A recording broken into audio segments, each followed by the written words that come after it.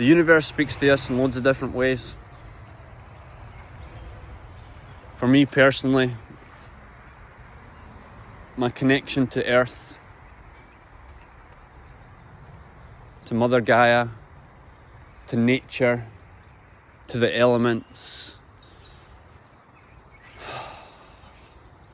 is one of my prime sources of sustenance, one of my prime sources of joy. And especially being a Capricorn, an earth sign, and all the lineages that live within me, animals are a huge part of my existence. They speak to me all the time, even through the significance of just seeing them. The blue heron, taught through Native American culture, is all about self-reflection, which is why seeing it, which is a joy in and of itself.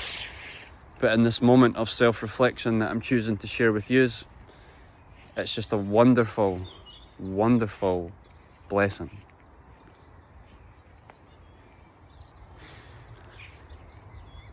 But as ever,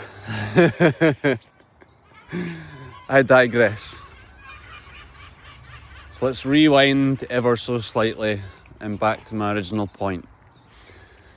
Innocence.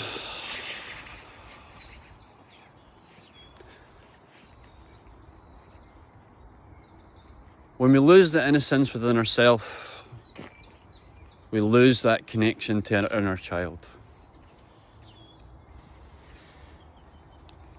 For those that have ever read or opened themselves up to certain spiritual teachings,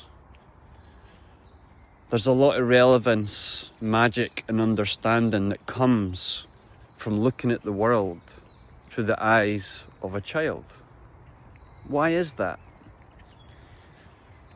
Up until the age of about 7, let's just say the mechanics of how we process reality as a human is completely different. We experience everything with wonder, with curiosity, with intrigue. Can you remember that? Can you? Really? Remember that?